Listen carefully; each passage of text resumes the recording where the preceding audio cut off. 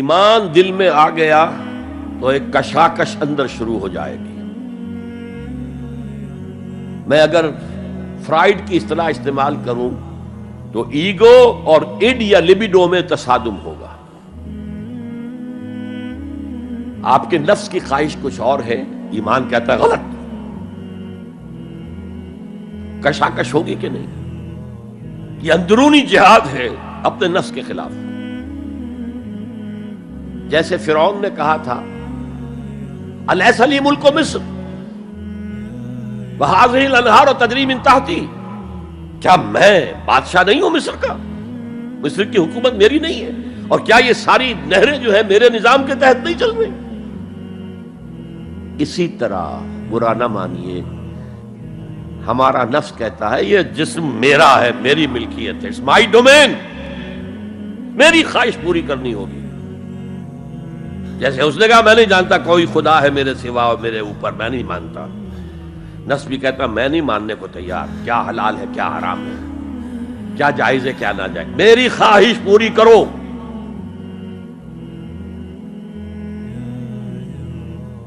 اس کے خلاف جہاد، یہ پہلی منزل کا جہاد ہے. اور آپ کو معلوم ہے 3 منزلہ عمارت ہے، تو بلند ترین تو ہے تیسری منزل، اہم ترین ہے پہلی منزل. پہلی منزل بنے گی تو دوسری بنے گی، دوسری ہوگی تو تیسری بنے گی نا. پہلی منزل یہ ہے اور اہم ترین یہ ہے.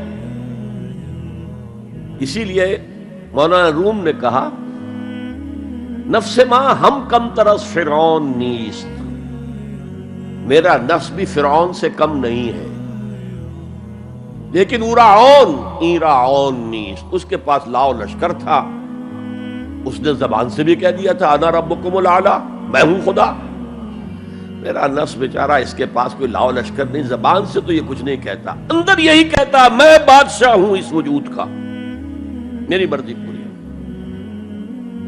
اسٹرگل اگینسٹ دس بیسر سیلف، ایک سیلف ہے اونچی سیلف، خودی، انا، ایگو، اور ایک ہے یہ بیسر سیلف، ہماری جبلتیں جو اندھی بہری ہیں، جو حلال اور حرام سے انہیں کوئی غرض نہیں ہے، ان کے خلاف جہاد کرنا. آپ نے فرمایا صلی اللہ علیہ وسلم المجاہد من جاہد نفسہ، اصل مجاہد وہ ہے جو اپنے نفس کے خلاف جہاد کر سکے. تمہارے اندر یہ دشمن تو بیٹھا ہوا ہے، تکڑا ہے، تمہیں کنٹرول کر رہا، چلے آؤ باہر کے دشمنوں سے جہاد کرنے کے لیے. تم نے ٹانگے کو گھوڑے کے آگے باندھ دیا.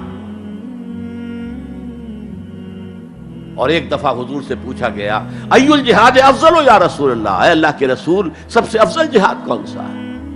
فرمایا ان تجاہد نفسک فی طاعت اللہ، اپنے نفس کے خلاف جہاد کرو، اسے اللہ کا مطیع کرو. یہ جو اندر کی کشمکش ہے، کشاکش ہے، یہ جہاد فی سبیل اللہ کا نقطہ آغاز، اللہ کا مطیع بنانا ہے نفس کو.